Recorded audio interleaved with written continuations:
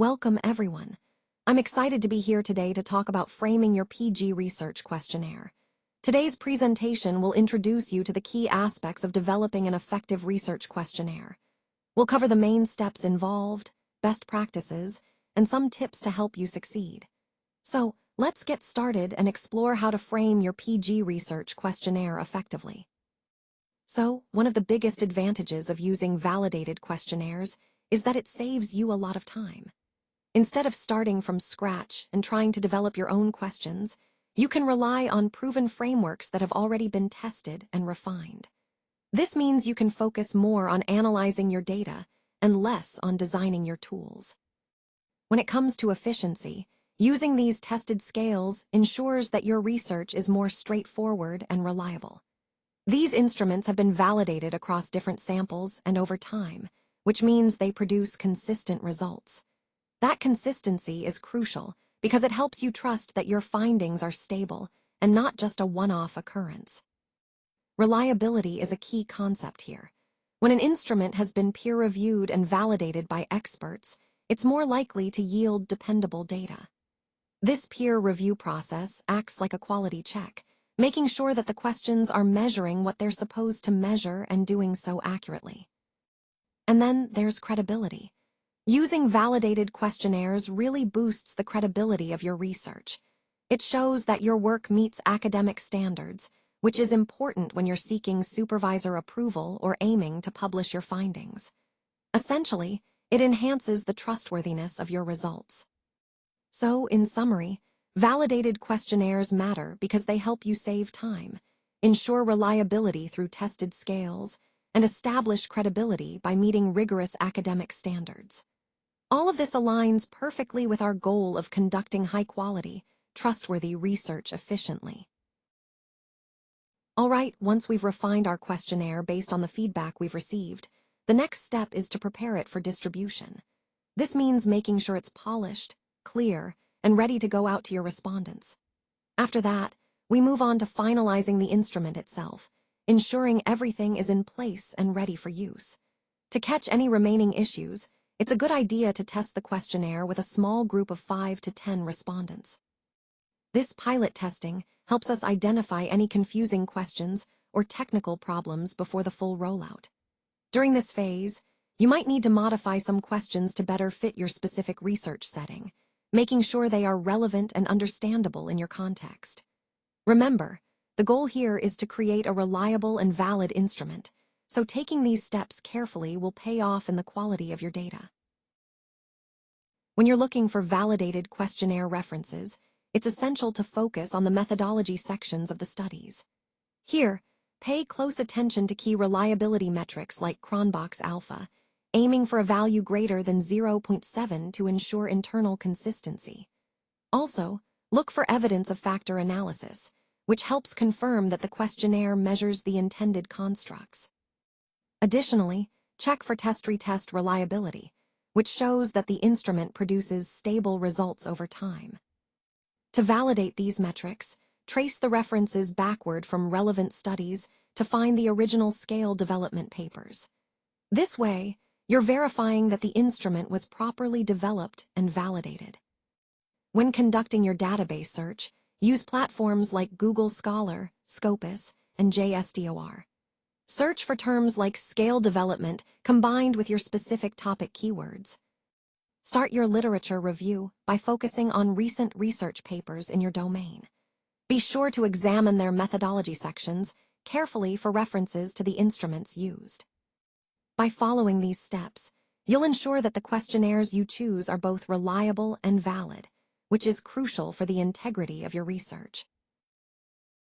When you're selecting a questionnaire or scale, it's important to check whether it requires any special permission or attribution.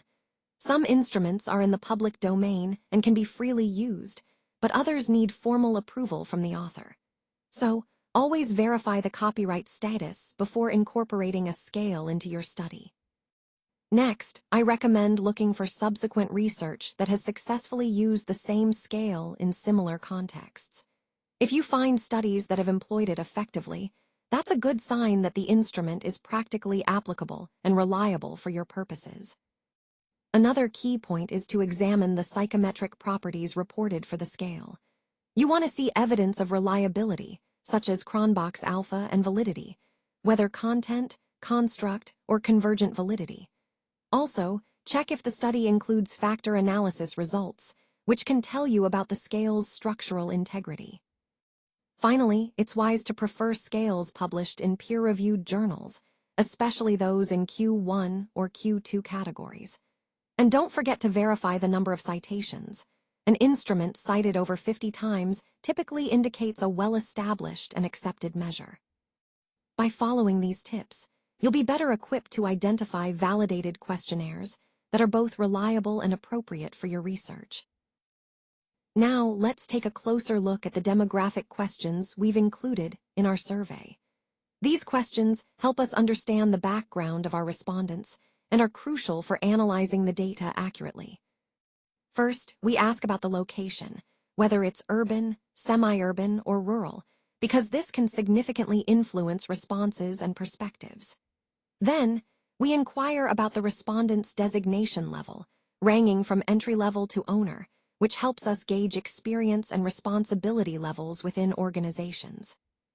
Next, we look at the industry sector, such as IT, banking, retail, or healthcare. This gives us context about the respondent's professional environment. We also ask about work experience in years, which can range from freshers to those with over 10 years, helping us analyze how experience impacts responses. Moving on to income, we categorize annual earnings from below 2 lakh to above 20 lakh rupees.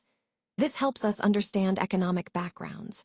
We also ask about employment status, whether they are students, employed, self-employed, or retired, which influences their perspectives and needs.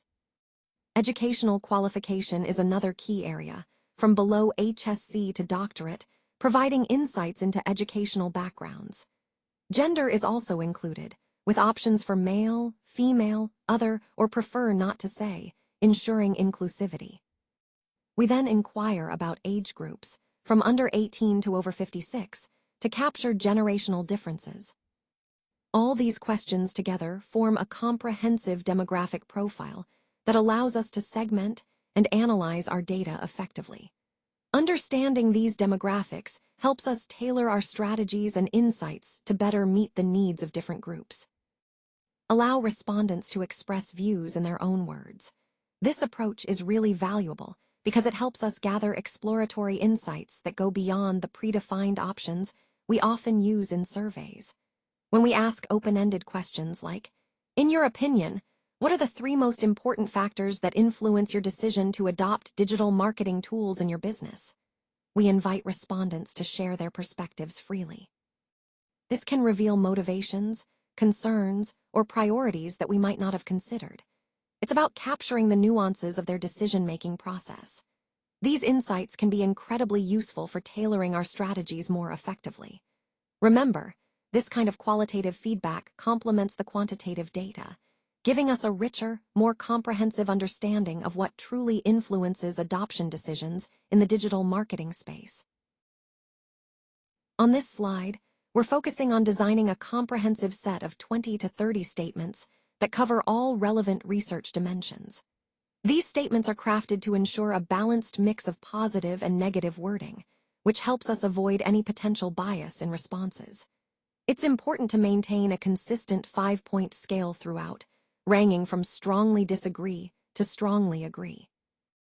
This framework allows us to gather nuanced insights into participants' perceptions and attitudes. By carefully balancing the wording, we can obtain more reliable and valid data. These statements will serve as the backbone of our Likert scale survey, giving us a clear, structured way to measure various aspects of the research topic. Ultimately, this slide emphasizes the importance of thoughtful question design in capturing accurate and meaningful data.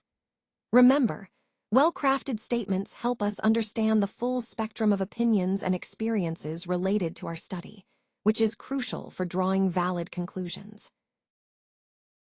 As we look at this slide, we see that keeping up with technological changes remains a significant challenge for many organizations. Rapid advancements mean we constantly need to adapt, which can be quite demanding. Another key point is the difficulty in measuring the ROI from digital campaigns. It's one thing to run campaigns, but understanding their impact and return on investment is often complex and requires sophisticated tracking and analysis. We also face the issue of lacking skilled personnel. Having the right talent is crucial for successful implementation, yet it's a common barrier that slows down our digital marketing efforts. Budget constraints further restrict what we can do.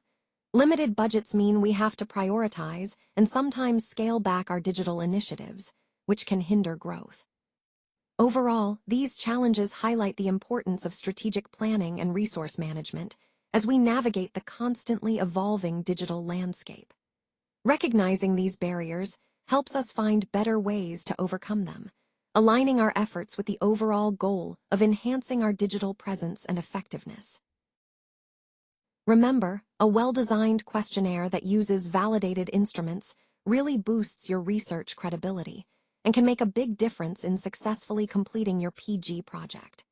It's always a good idea to consult your supervisor before you finalize your instrument, just to get their input and ensure everything is on the right track. When you develop your questionnaire, start with a pilot test using a small sample. This helps you refine the wording, the sequence of questions, and the response options to make sure they're clear and effective. Testing first is essential. It allows you to identify any issues early on and make necessary adjustments. Follow a structured format by including demographic questions, Likert scale items, and open-ended questions.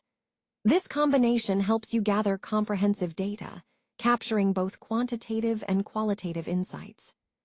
Always maintain a clear structure by beginning with validated scales from existing research rather than creating questions from scratch. Starting with literature review ensures your questions are grounded in established research, which enhances the validity of your instrument. In summary, these steps, consulting your supervisor, pilot testing, following a structured format, and starting with validated scales, are key to designing a robust questionnaire that supports your research goals and overall project success. This slide doesn't contain enough information. That's why we're moving to the next slide.